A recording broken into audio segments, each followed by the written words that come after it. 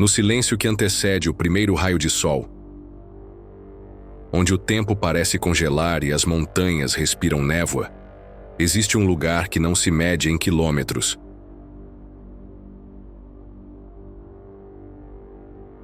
mas em eternidade.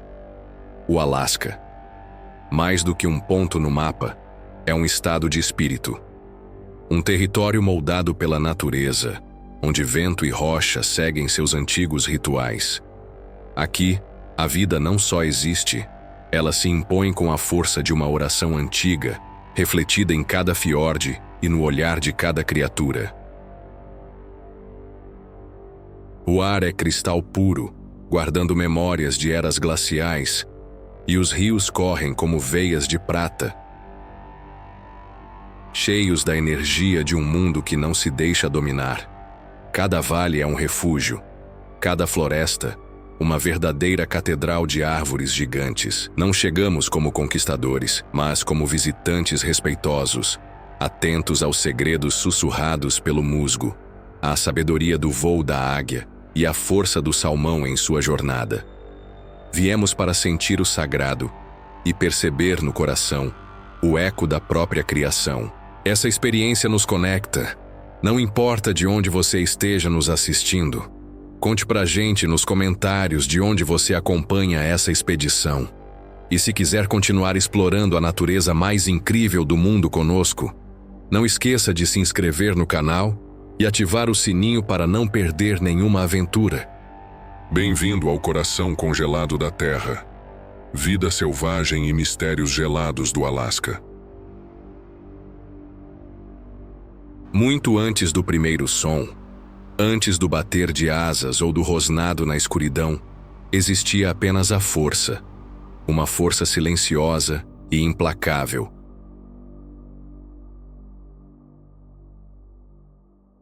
Orquestrando a mais lenta e grandiosa das danças. Sob as águas primordiais, as placas tectônicas moviam-se com a paciência dos séculos.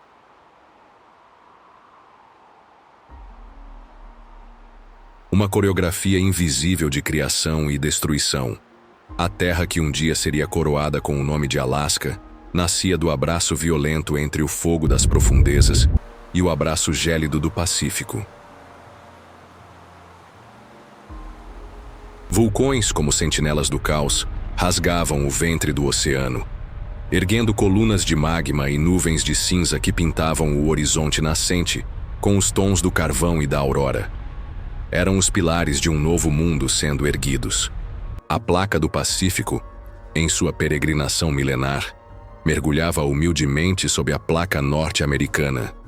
E deste sacrifício tectônico, desta submissão colossal, emergia um reino de gigantes adormecidos. A Cordilheira do Alasca, com o Denali como seu monarca de gelo e rocha, não é uma simples formação geológica. É a cicatriz sagrada de um nascimento. Cada cume afiado, cada aresta cortante, é uma página na epopeia da criação deste território. Cada pedra guarda em seu silêncio o eco das forças que a ergueram. O tempo, aqui, não se dobra à tirania dos dias ou das noites. Ele se mede em pulsações glaciais.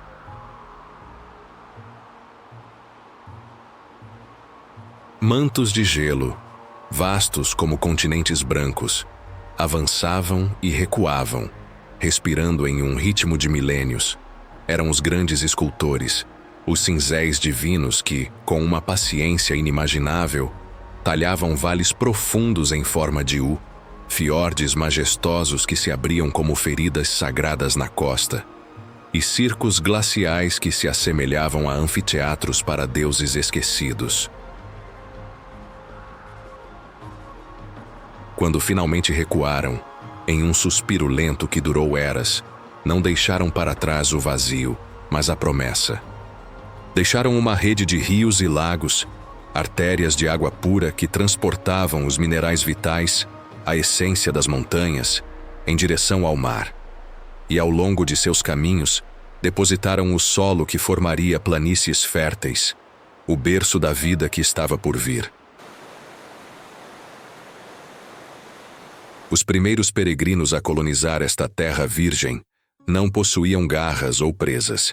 Eram uma aliança modesta e tenaz, os líquenes.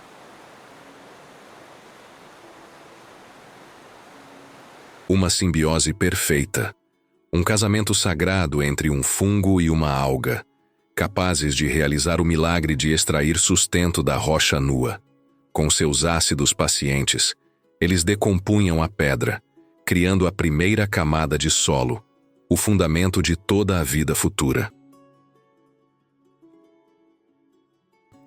Depois deles vieram os musgos, tecendo tapetes esmeraldas que, como esponjas vivas, retinham a preciosa umidade e o calor fugaz do sol, preparando o caminho para plantas mais complexas.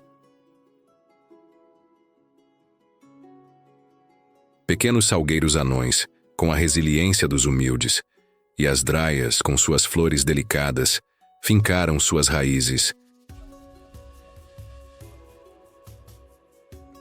estabilizando a terra nova e oferecendo as primeiras pinceladas de cor na tela cinzenta da paisagem. As primeiras florestas não ousaram desafiar os picos varridos pelo vento.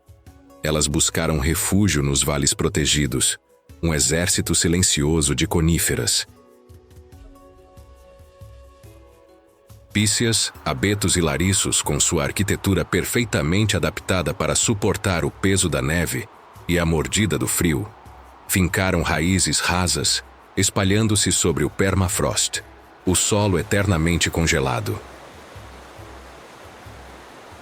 Elas criaram um novo microclima, um dossel que abrigava do vento e preservava o calor, permitindo que um subbosque de novas plantas, fungos e pequenos animais começasse a prosperar. A vida, a princípio, era pequena e rastejante. Insetos e invertebrados, os pioneiros anônimos, chegaram primeiro, seguidos de perto por seus predadores, tecendo os primeiros e frágeis fios da teia da vida. E então, quando o palco estava pronto, os gigantes fizeram sua entrada. Atravessando a ponte de terra de Bering, uma passagem efêmera entre continentes, eles trouxeram consigo um novo peso, uma nova escala de existência. Mamutes lanosos, mastodontes, bisões das estepes e leões das cavernas.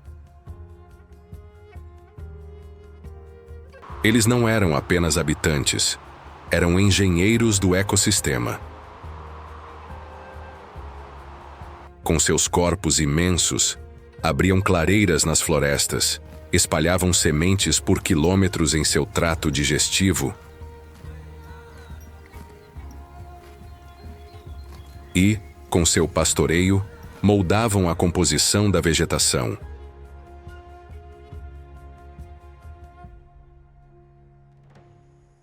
Eram os jardineiros primordiais. O silêncio que reinara por eras foi finalmente quebrado.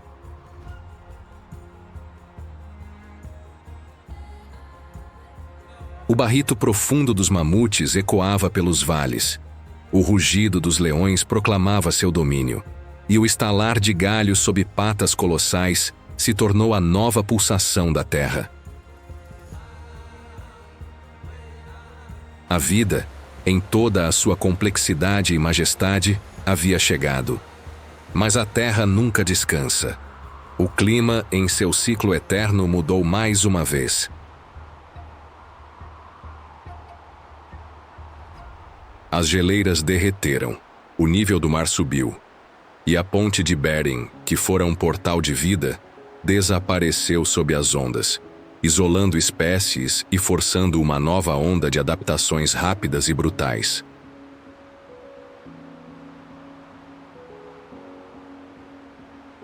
Muitos dos gigantes, incapazes de se ajustar a um mundo em rápida transformação, caminharam para a extinção, deixando para trás apenas ossos e lendas.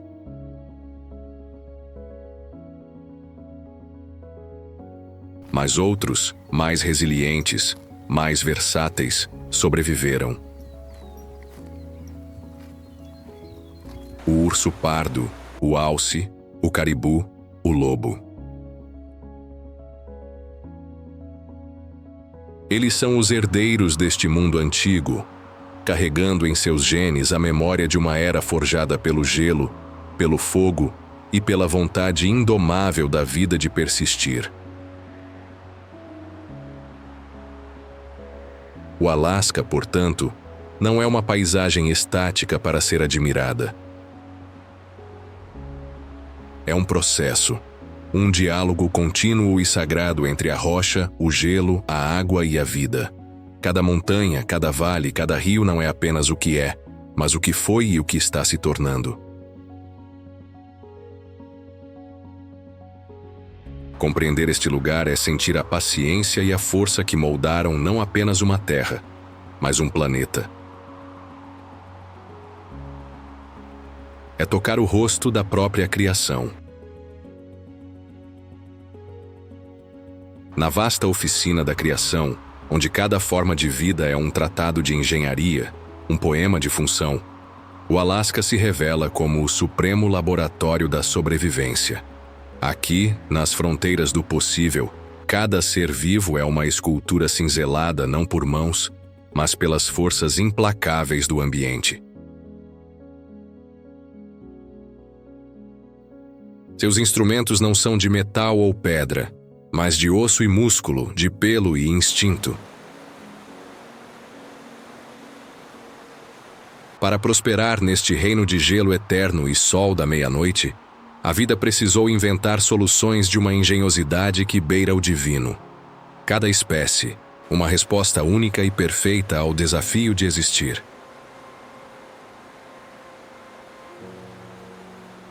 O urso pardo, o monarca inconteste destas terras, é a encarnação da força bruta e da inteligência sutil.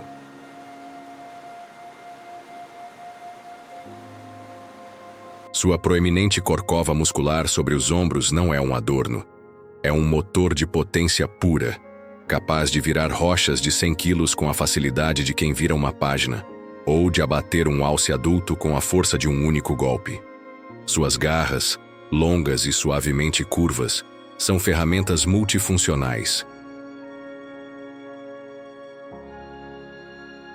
Pás perfeitas para escavar as raízes nutritivas da Redisarum, ou para cavar a toca hibernal que será seu santuário contra o inverno. Mas sua ferramenta mais formidável é invisível. Seu olfato, de uma acuidade quase mística, é um mapa tridimensional do mundo. Ele lê o vento como um texto sagrado, decifrando a presença de uma carcaça a dezenas de quilômetros, a passagem de uma fêmea no cio, ou a proximidade de um rival. E quando o inverno aperta seu cerco, ele se entrega a um milagre fisiológico.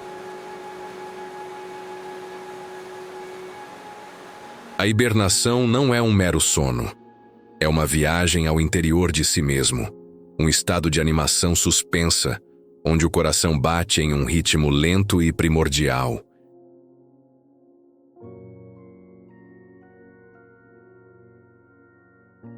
E o corpo, em um ato de alquimia biológica, recicla seus próprios resíduos para manter a massa muscular, emergindo na primavera, magro, mas intacto.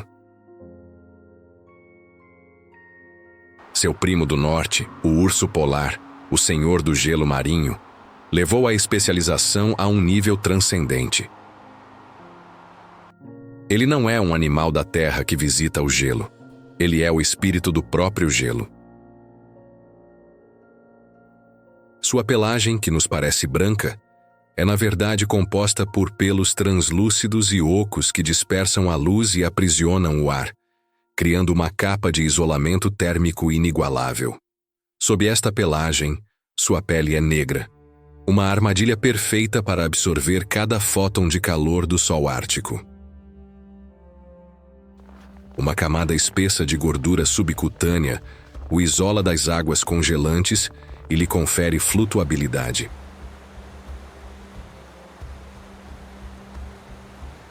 Suas patas, enormes e com almofadas ásperas, funcionam como sapatos de neve, distribuindo seu peso sobre o gelo fino, enquanto as membranas parciais entre os dedos o transformam em um nadador poderoso e eficiente.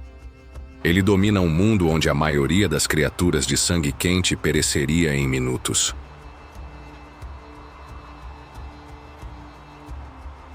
O alce, o gigante gentil das florestas boreais, é uma obra-prima da locomoção em terrenos difíceis. Suas pernas desproporcionalmente longas permitem-lhe atravessar com passadas elegantes a neve que chegaria ao peito de um homem, ou vadear por pântanos e lagos com a mesma facilidade.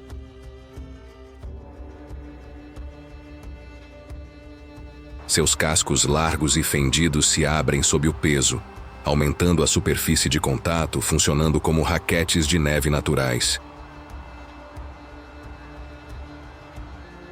A galhada do macho, uma estrutura de osso que pode pesar mais de 30 quilos e crescer a um ritmo de 2 centímetros por dia, é um símbolo de poder e um instrumento de combate, descartada e recriada a cada ano em um ciclo espantoso de regeneração.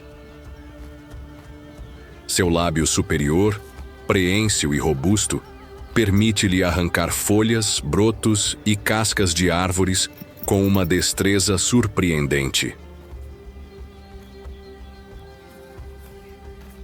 Em contraste, a lebre do Alasca, pequena e vulnerável, é uma mestra na arte da invisibilidade. Sua sobrevivência depende de não ser vista. No verão, sua pelagem marrom e salpicada a funde com o chão da floresta e a tundra. Mas com a mudança na duração do dia, um gatilho hormonal desencadeia uma troca de pelo milagrosa.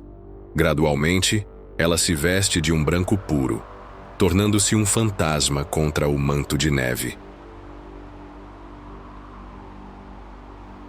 Suas patas traseiras, grandes e cobertas de pelos densos, são a sua salvação, permitindo-lhe correr sobre a neve fofa sem afundar, escapando do caçador que é a sua sombra.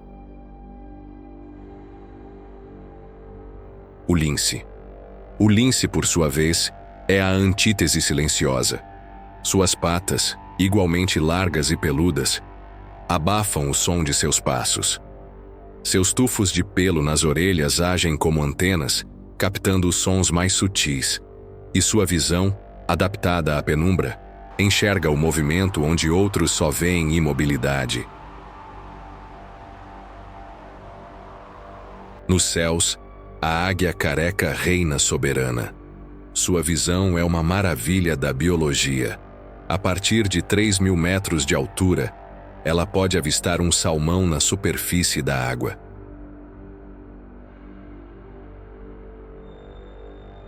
Seus olhos possuem 2 fóveas, permitindo-lhe ter simultaneamente uma visão panorâmica e uma visão telescópica focada em sua presa. Seus ossos, ocos e leves, reduzem seu peso, enquanto suas garras, equipadas com espículas ásperas e um tendão de travamento que se fecha com uma força esmagadora, garantem que, uma vez capturada, a presa não tem escapatória. E nos rios, o salmão vive sua própria odisseia.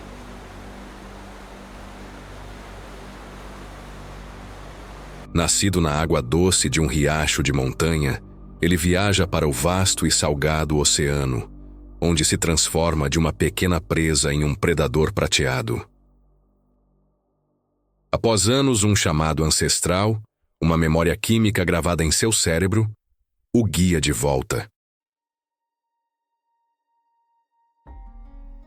Ele encontra, contra todas as probabilidades, o exato riacho onde nasceu. Durante esta jornada rio acima, seu corpo se metamorfoseia. Ele para de se alimentar. Sua cor muda do prateado do oceano para os tons vermelhos e verdes do acasalamento.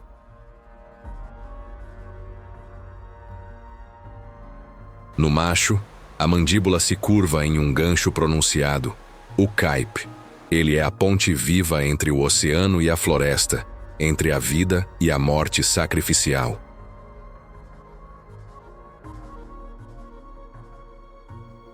A energia para esta jornada final vem da própria consumação de seu corpo. Ele queima suas reservas de gordura, seus músculos, sua própria essência vital, para lutar contra a corrente, saltar cachoeiras e escapar das garras e mandíbulas dos predadores que o aguardam.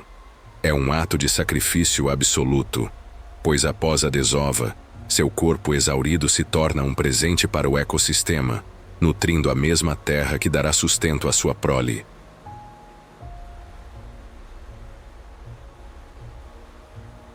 Até os habitantes mais discretos do Alasca exibem uma engenhosidade que desafia a imaginação. O esquilo do Ártico, durante sua hibernação, leva seu corpo a um extremo que a ciência mal consegue compreender.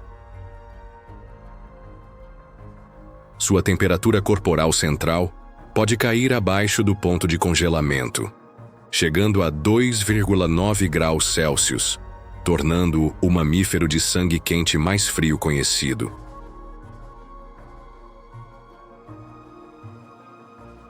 Seu sangue não congela através de um processo de superresfriamento, e a cada poucas semanas, ele treme violentamente por algumas horas para aquecer seu cérebro, um ato que o impede de sofrer danos neurológicos, antes de mergulhar novamente no frio profundo.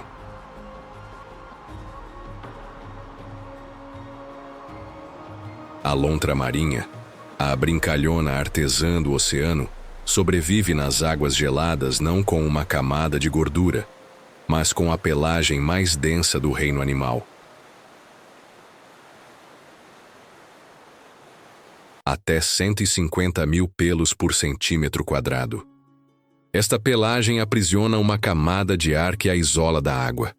Ela passa horas por dia cuidando meticulosamente de seus pelos, limpando-os e soprando ar para dentro deles, pois sua vida depende da integridade deste traje de mergulho natural. E, em uma demonstração rara de cognição, ela utiliza ferramentas, colocando uma pedra em seu peito para quebrar as conchas duras de mariscos e ouriços.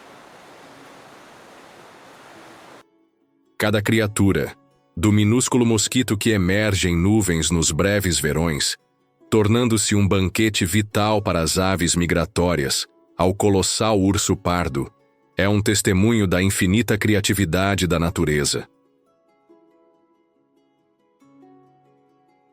Cada sentido, cada membro, cada fibra do seu ser foi moldada pelo rigoroso abraço do Alasca.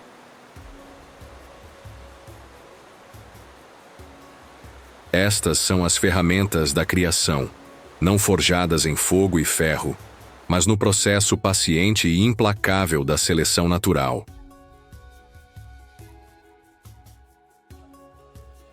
Um espetáculo de engenhosidade e resiliência, onde a forma não apenas segue a função, mas a celebra em toda a sua sublime grandiosidade. Para além das ferramentas físicas, das garras e dos pelos, existe uma força invisível que rege a vida no Alasca.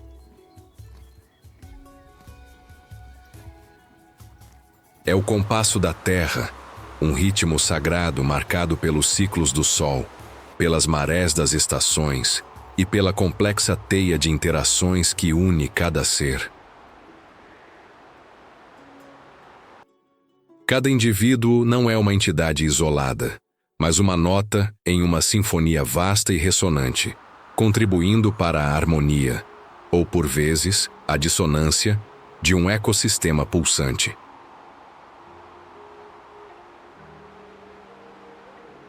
A vida social dos lobos é talvez a mais eloquente manifestação desta ordem oculta. Longe da caricatura de um domínio brutal do macho alfa, a alcateia é uma família. Uma unidade cooperativa complexa, cimentada por laços de lealdade e guiada pela sabedoria e experiência do casal reprodutor. A comunicação entre eles é uma linguagem de uma sutileza profunda, um balé de posturas corporais, expressões faciais e uma vasta gama de vocalizações que mantém o grupo coeso e funcional. Um corpo relaxado, orelhas para a frente e uma cauda erguida transmitem confiança e liderança. A submissão, um elemento crucial para a paz social, é expressa com orelhas para trás, a cauda entre as pernas e o corpo rebaixado. E o uivo, essa canção que assombra a imaginação humana, não é um lamento à lua. É uma ferramenta social de extraordinária importância. É um chamado para reunir o grupo após uma caçada, uma forma de localizar membros perdidos na vastidão, um aviso territorial para alcateias vizinhas e, acima de tudo, um ritual que reforça os laços emocionais.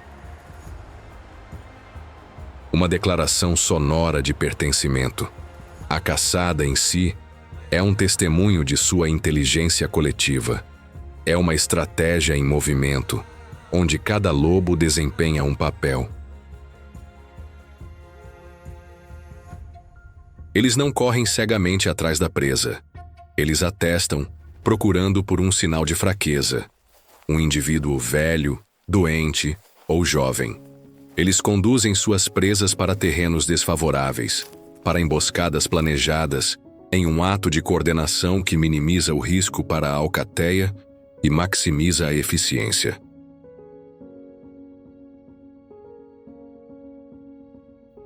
Após o abate, a hierarquia alimentar se manifesta, garantindo que o casal reprodutor e os filhotes se alimentem primeiro, mas o que resta se torna um presente para a comunidade de necrófagos. Desde corvos a glutões.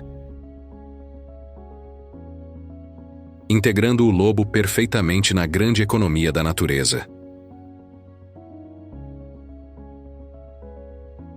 Em nítido contraste, os ursos pardos vivem uma vida de solidão majestosa. Sua sociedade é uma de distância e respeito mútuo. Eles só se reúnem em grande número quando a natureza oferece uma recompensa irresistível. Como os rios que fervem com a subida do salmão. Nestas assembleias temporárias, um conjunto rígido de regras sociais não escritas emerge para evitar conflitos potencialmente fatais. Machos dominantes, os gigantes da espécie, ocupam os melhores pontos de pesca, sua mera presença um aviso para os outros. Fêmeas com filhotes mantêm uma distância segura, sua agressividade defensiva respeitada por todos. E os ursos mais jovens ou submissos esperam pacientemente nas margens, aproveitando os restos. A comunicação é direta e inequívoca. Um olhar fixo, um rosnado baixo, o estalar dos dentes. A violência física é o último recurso, pois em um ambiente tão implacável, uma ferida mesmo para o vencedor pode ser uma sentença de morte.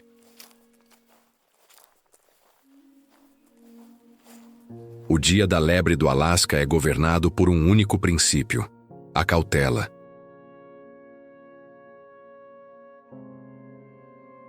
Sua vida é um ciclo crepuscular, um movimento entre as sombras do amanhecer e do entardecer. Durante o dia, ela se torna imóvel, escondida em pequenas depressões na neve ou sob a vegetação densa, seu corpo uma extensão da paisagem. Seus grandes olhos, posicionados nas laterais da cabeça, oferecem um campo de visão de quase 360 graus. Suas longas orelhas se movem independentemente como radares, captando cada estalo de galho, cada farfalhar de folhas. Seu nariz, em constante movimento, testa o ar em busca do cheiro de perigo.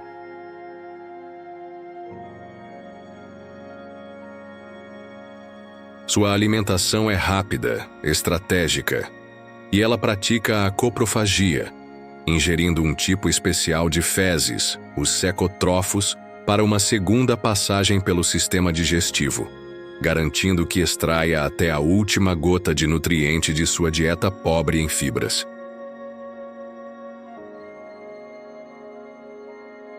O caribu, por sua vez, é o nômade perpétuo do norte. Sua vida é um pulso sazonal de movimento.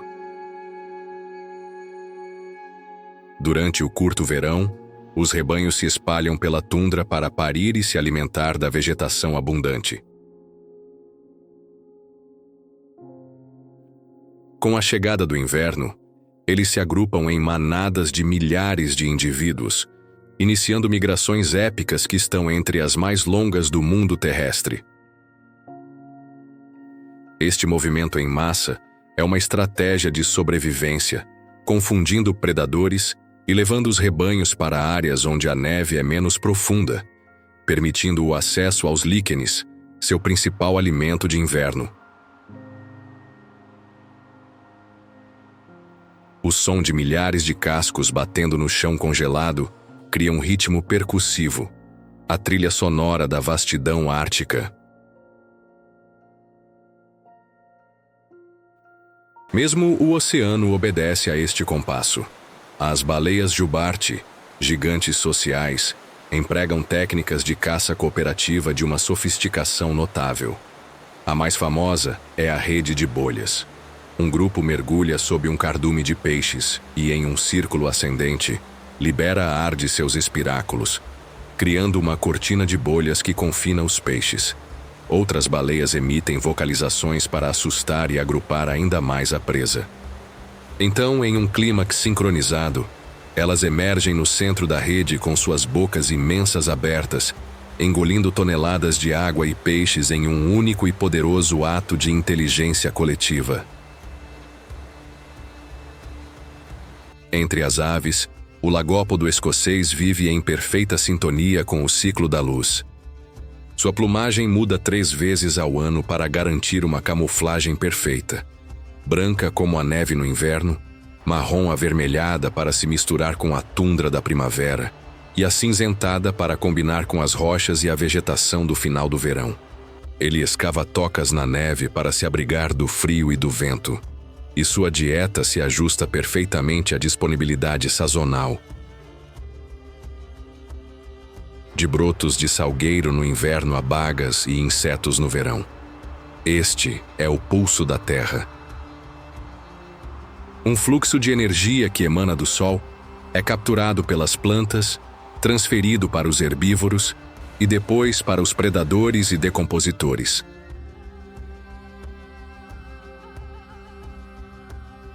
Cada ciclo diário de caça e repouso, cada ritual de acasalamento, cada migração sazonal é uma resposta a este fluxo. É a batida do coração invisível que conecta o indivíduo ao coletivo, o instinto à harmonia, e que nos lembra, de forma poderosa, que mesmo na solidão aparente da vasta paisagem do Alasca, nenhum ser está verdadeiramente só.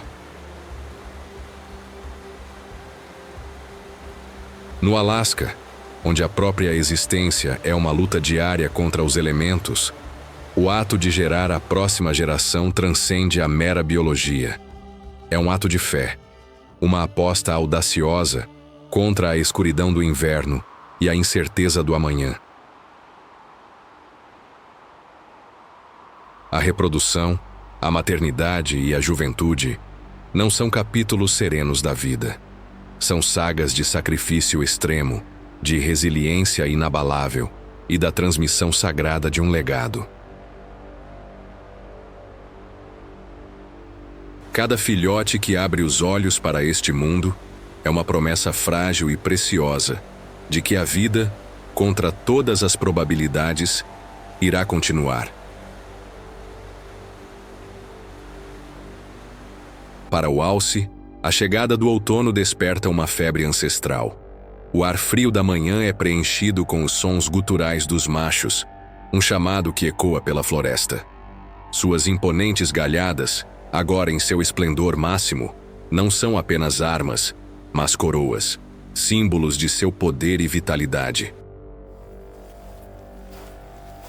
Eles competem pela atenção das fêmeas em um espetáculo de força e postura. Cavam poças rasas no chão, urinam nelas e rolam na lama perfumada, um perfume potente que anuncia sua presença e sua prontidão. Quando dois machos de tamanho semelhante se encontram, o confronto é inevitável. As galhadas se chocam com um som seco e profundo, em um teste de força e resistência que raramente termina em morte, mas que define de forma inequívoca quem terá o direito de passar seus genes adiante. Após o breve encontro, o macho parte, e a fêmea assume sozinha o fardo e a honra da continuidade. A gestação dura longos 8 meses, e o nascimento é sincronizado com a explosão de vida da primavera. Os filhotes, 1 ou 2, nascem com pernas desajeitadas e um instinto vital para se levantarem em poucos minutos. Nas primeiras semanas, são incrivelmente vulneráveis, mas sob a proteção feroz de sua mãe, que não hesitará em atacar um urso ou uma alcateia para defendê-los, eles aprendem rapidamente as lições de sobrevivência.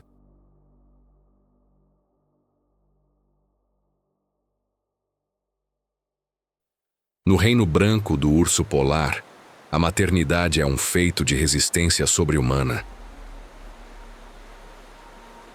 Após o acasalamento na primavera, a fêmea grávida se lança em uma busca frenética por alimento, acumulando uma camada de gordura que será sua única fonte de sustento por muitos meses.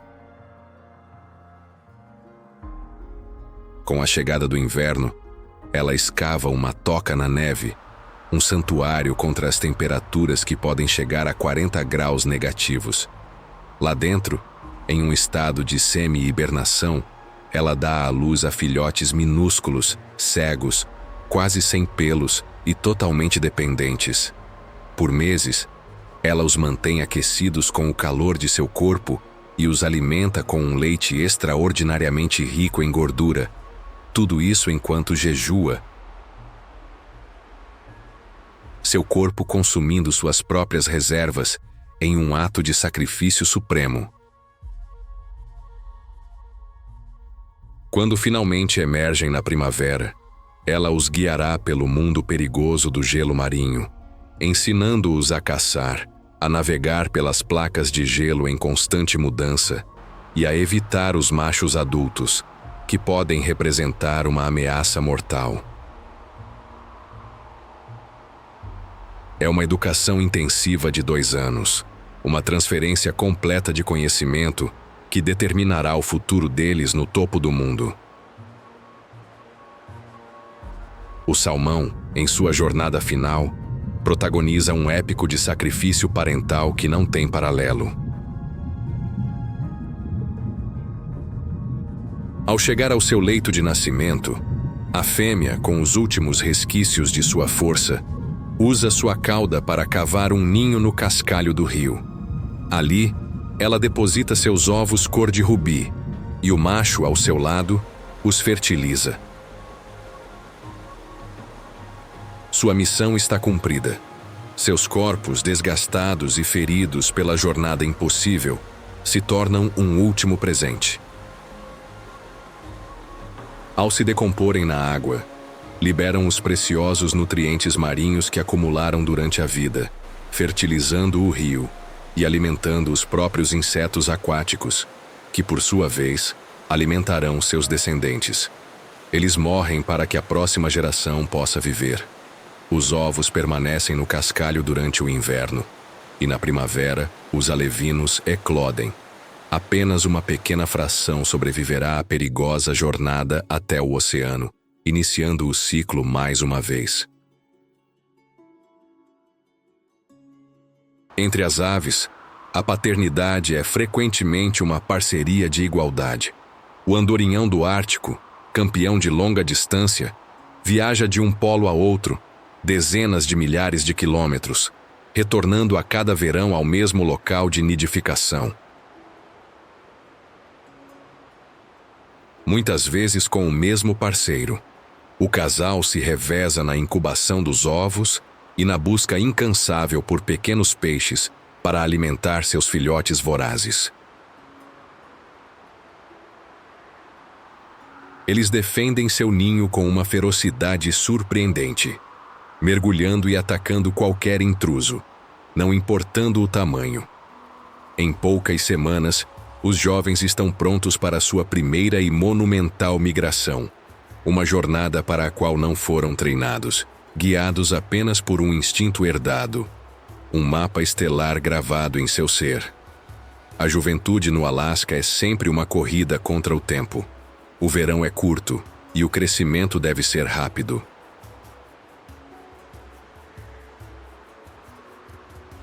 Filhotes de lobo, nascidos cegos e indefesos na segurança da toca, são criados coletivamente. Toda a alcateia ajuda a alimentar e proteger os jovens, regurgitando comida para eles e atuando como babás. As brincadeiras não são apenas diversão.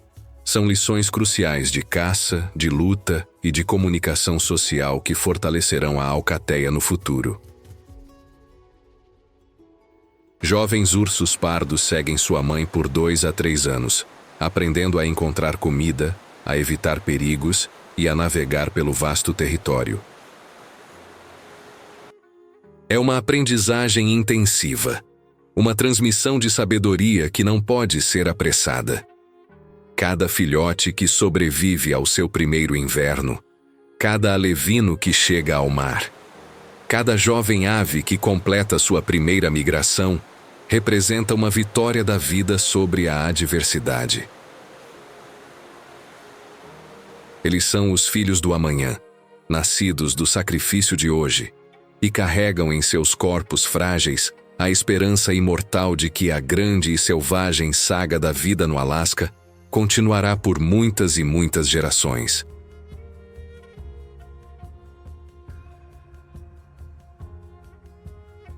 Antes de seguirmos adiante, convido você a fortalecer nossa jornada. Deixe o seu like e inscreva-se no canal. Assim, você garante seu lugar nesta jornada e ajuda nossa comunidade a crescer, levando a beleza do nosso planeta cada vez mais longe. A vida no Alasca não se desenrola como uma linha reta e serena. Ela pulsa em um ciclo eterno de provações e superação. Uma saga de resistência contra forças que transcendem a simples competição entre presas e predadores. Esta é uma terra de extremos sublimes, onde a beleza majestosa se entrelaça com uma brutalidade indiferente. Aqui, a luta não é apenas pela próxima refeição, mas contra as próprias forças primordiais da natureza.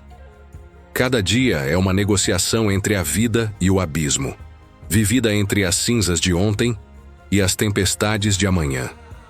A sobrevivência aqui depende da capacidade de suportar, de se adaptar e de perseverar diante das estações da adversidade.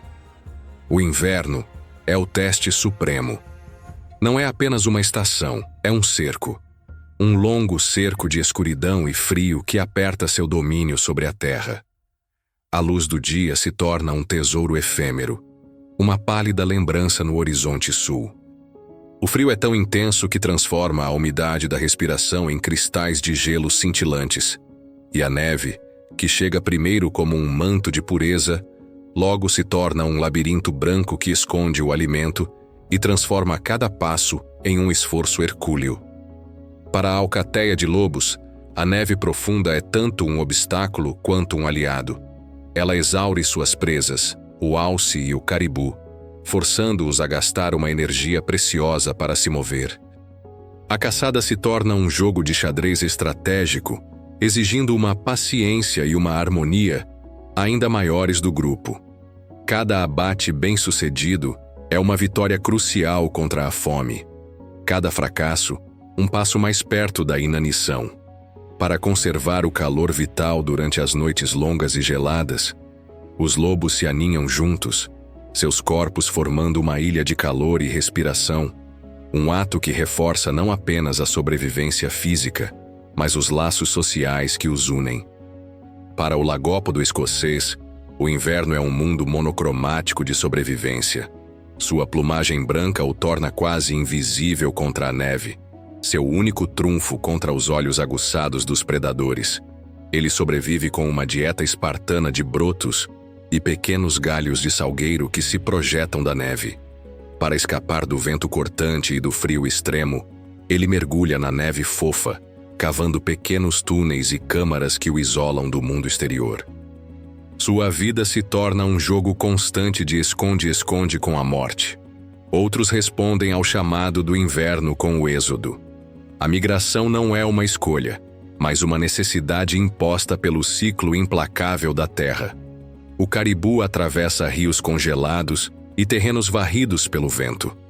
Uma maré viva de pelos e chifres, sempre sob a sombra da ameaça dos lobos que o seguem. Mas a força do número e o instinto coletivo os impulsionam para o sul, para as florestas onde a neve é mais branda e os líquenes mais acessíveis. As aves do Ártico, como a andorinha do mar, realizam jornadas ainda mais extraordinárias, acumulando reservas de gordura para abastecer voos que desafiam a imaginação, deixando para trás uma paisagem silenciosa e despojada quando partem. A primavera, quando finalmente chega, não é um despertar gentil, é uma ressurreição caótica e violenta. O degelo, conhecido como break-up, transforma rios pacíficos em torrentes furiosas.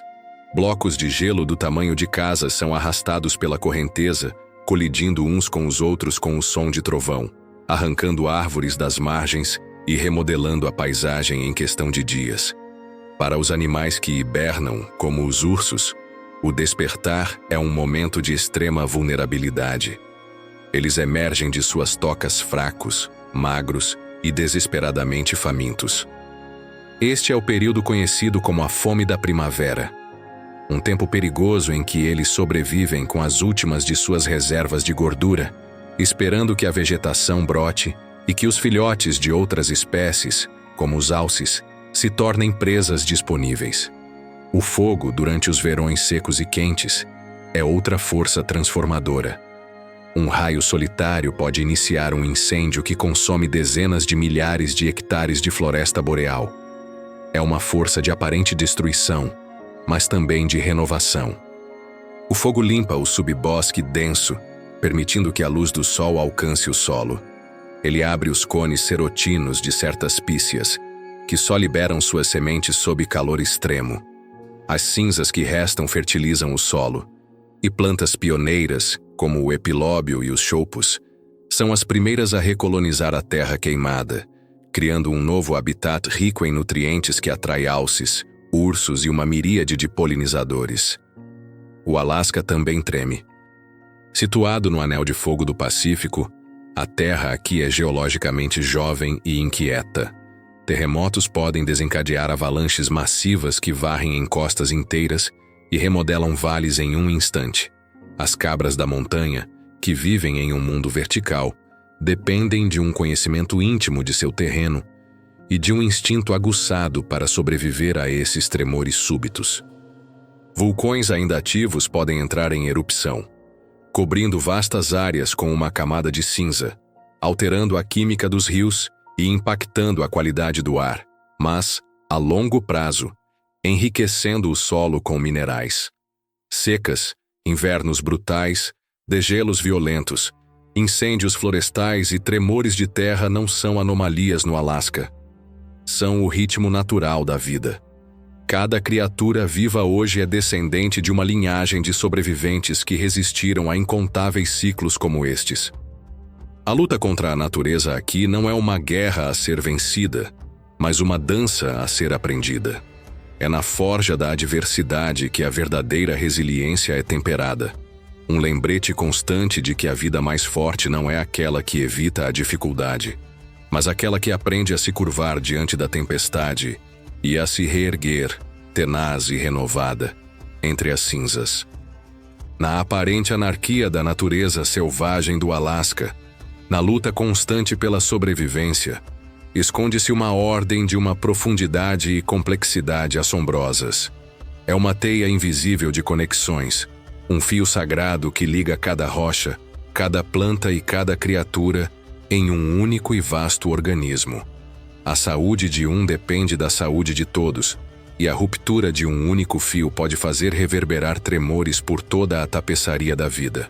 A jornada do salmão é, talvez, o fio mais visível e dramático desta rede.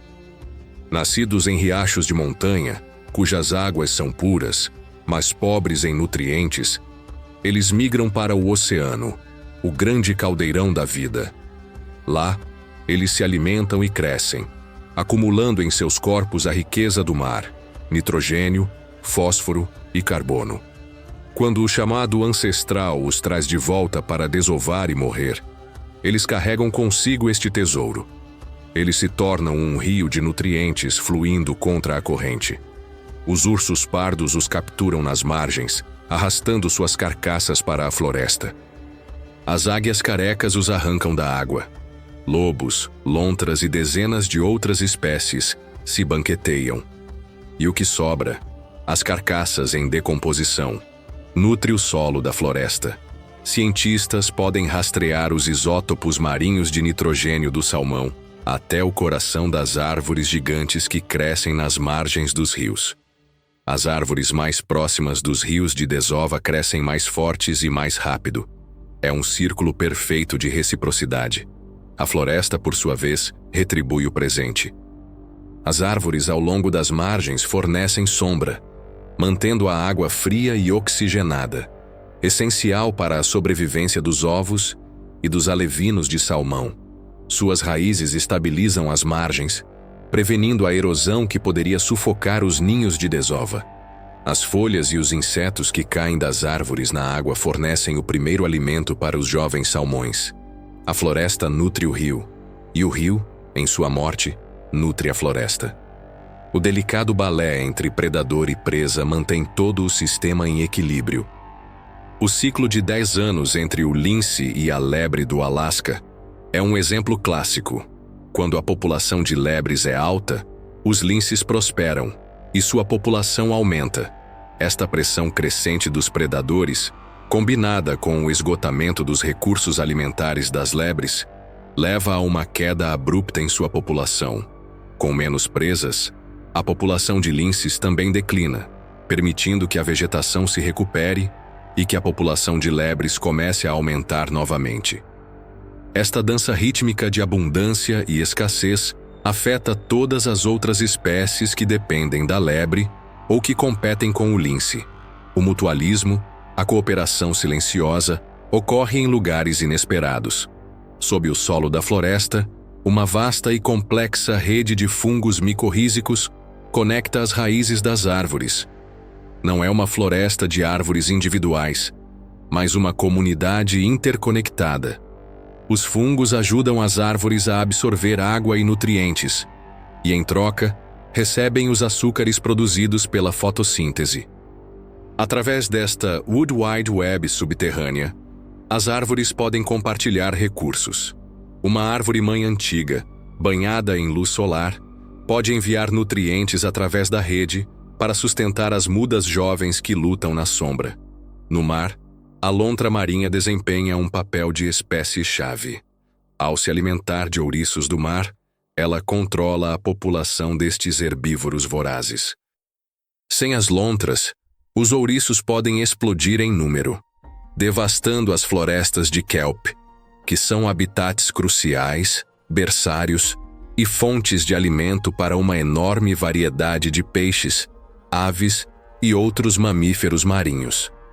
A presença de uma única lontra pode garantir a saúde de todo um ecossistema costeiro. Os castores, os engenheiros incansáveis, transformam ativamente a paisagem.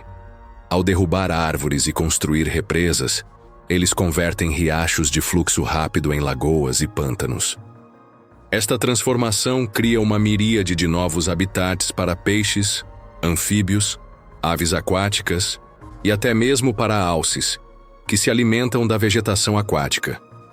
Suas represas também funcionam como filtros naturais, purificando a água, retendo sedimentos e recarregando os lençóis freáticos. Uma única família de castores pode, ao longo do tempo, alterar a hidrologia e a ecologia de um vale inteiro. Mesmo as menores interações são vitais. Os polinizadores, como as abelhas e as moscas, são os heróis anônimos do curto verão ártico. Em sua busca por néctar, eles transferem pólen de flor em flor, garantindo a reprodução das plantas que formam a base do ecossistema. Sem eles, as bagas de mirtilo, as amoras árticas e dezenas de outras plantas não dariam frutos, e as consequências seriam sentidas por toda a cadeia alimentar, desde os ursos que dependem das bagas para engordar para o inverno, até os pequenos roedores. O equilíbrio do Alasca é um mosaico de interdependências. Predadores regulam herbívoros prevenindo o sobrepastoreio. Herbívoros moldam a estrutura da vegetação. Decompositores reciclam a matéria, retornando os nutrientes ao solo. Cada ser, por mais humilde que seja, tem um papel essencial na manutenção da integridade do todo. A remoção de uma única peça pode fazer com que a estrutura inteira estremeça. Este fio invisível da criação é a lição mais profunda do Alasca. Ele nos ensina que a natureza não é uma coleção de espécies, mas uma comunidade. Uma teia de relações tecida ao longo de milênios, onde cada vida é sustentada por outras vidas, em um ciclo contínuo de dar e receber, de vida e morte, de apoio mútuo. Compreender esta teia é compreender a verdadeira essência do Alasca, um organismo vivo, pulsante e profundamente interdependente. Por milênios incontáveis, a vida no Alasca dançou ao ritmo dos ciclos naturais da Terra. Uma dança governada por regras severas, mas previsíveis. O frio do inverno, o degelo da primavera, o retorno do salmão, eram certezas antigas, pilares sobre os quais a intrincada teia da vida se apoiava. Hoje, um novo elemento, uma força de uma magnitude e velocidade sem precedentes, ameaça rasgar o tecido desta antiga tapeçaria. Uma força nascida longe destas montanhas e rios, mas cujos efeitos se manifestam aqui, no Grande Norte, com uma clareza aterrorizante. O futuro, que antes carregava a promessa da continuidade, agora respira um temor silencioso. O Alasca está aquecendo a um ritmo 2 vezes mais rápido que a média global. Isto não é uma projeção distante, é uma realidade presente, visível, palpável. O gelo, a própria fundação deste mundo, está desaparecendo. As geleiras, esses rios de gelo que são a memória viva das eras glaciais, estão recuando a uma velocidade alarmante. Seu derretimento não apenas contribui para a elevação do nível do mar globalmente, mas altera drasticamente os ecossistemas locais. Rios que antes eram alimentados pelo derretimento gradual das geleiras, agora enfrentam fluxos imprevisíveis, temperaturas mais altas e uma carga de sedimentos alterada, impactando os delicados ciclos de vida do salmão e de inúmeras outras espécies aquáticas. Para o urso polar, o senhor do Ártico, o desaparecimento do gelo marinho é uma sentença de morte lenta. Sua vida está intrinsecamente ligada a esta plataforma congelada.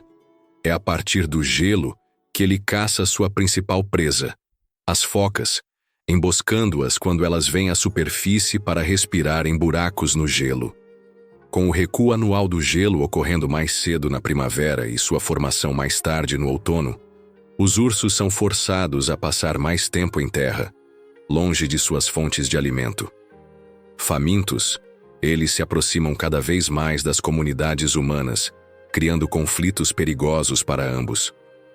Sua condição corporal se deteriora, as taxas de reprodução diminuem e a sobrevivência dos filhotes se torna cada vez mais precária. O permafrost, o solo permanentemente congelado que sustenta grande parte da infraestrutura natural e humana do Alasca, também está descongelando. À medida que o gelo dentro do solo derrete, a terra se torna instável e cede. Florestas inteiras, conhecidas como florestas bêbadas, inclinam-se em ângulos impossíveis, suas raízes perdendo a sustentação. Lagos podem desaparecer da noite para o dia, drenados por fissuras que se abrem no solo. Estradas se deformam e as fundações de edifícios racham. Mas o perigo mais insidioso está preso dentro do permafrost. Enormes reservas de carbono orgânico, os restos de plantas e animais que morreram há milênios. Quando o permafrost descongela, micróbios começam a decompor esta matéria orgânica, liberando dióxido de carbono e metano, um gás de efeito estufa dezenas de vezes mais potente que o CO2. É um ciclo de feedback perigoso. O aquecimento global descongela o permafrost, que por sua vez libera mais gases de efeito estufa, causando ainda mais aquecimento. Uma bomba relógio climática que pulsa sob a tundra. A acidificação dos oceanos, a gêmea siamesa da mudança climática, é outro golpe devastador. O oceano absorve cerca de 1/4 do dióxido de carbono que emitimos, e isso está mudando a química da água, tornando-a mais ácida. Para as criaturas que constroem conchas ou esqueletos de carbonato de cálcio, como caranguejos, mariscos, e os minúsculos pterópodes que formam a base da cadeia alimentar marinha, a vida está se tornando uma luta. A água mais ácida corrói suas estruturas protetoras, tornando a construção e a manutenção de suas conchas um esforço energeticamente mais custoso. O colapso potencial destas populações na base da cadeia alimentar irá reverberar para cima, afetando salmões, baleias e aves marinhas, com consequências potencialmente catastróficas para a rica vida marinha do Alasca. A ação humana direta também deixa suas cicatrizes. Resíduos plásticos viajam pelas correntes oceânicas e chegam às praias mais remotas, uma triste assinatura de nossa civilização descartável, ameaçando a vida selvagem que os ingere ou se enreda neles. A exploração de petróleo e gás, apesar de sua importância econômica, carrega o risco sempre presente de derramamentos devastadores e perturba habitats sensíveis com sua infraestrutura e ruído. O aumento do tráfego marítimo no Ártico, à medida que novas rotas se abrem com o derretimento do gelo, eleva o risco de poluição sonora, que interfere na comunicação de mamíferos marinhos como as baleias e as belugas, além de aumentar o risco de acidentes. Mesmo neste cenário sombrio, a chama da resiliência da vida no Alasca ainda pulsa. A esperança não é uma certeza, mas uma possibilidade, nascida da consciência e da ação. Cientistas monitoram incansavelmente as mudanças nas geleiras e no permafrost.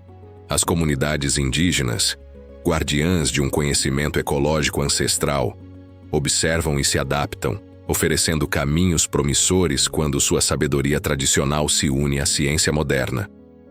A própria natureza mostra sinais de adaptação. Castores, aproveitando os arbustos que agora crescem mais ao norte, estão se expandindo para a tundra, criando novos oásis de água doce. Mas a velocidade da mudança é o maior desafio. A evolução age em escalas de tempo geológicas. A mudança climática induzida pelo homem age em décadas.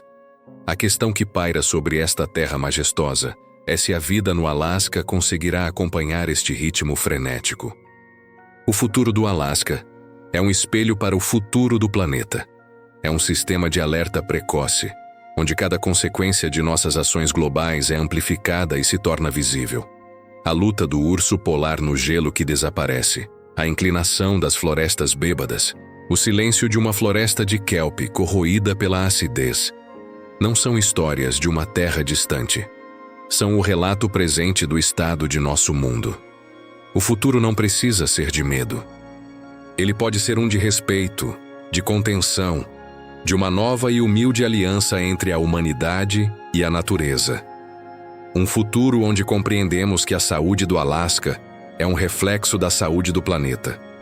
Onde a respiração da terra não é um suspiro de medo, mas um sopro de esperança renovada. Uma esperança que exige de nós agora atenção, humildade e ação.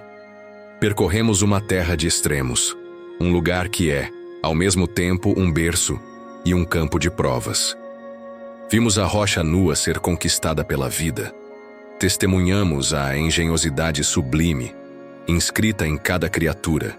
Sentimos o pulso invisível que conecta todos os seres e confrontamos a sombra da incerteza que paira sobre este mundo antigo.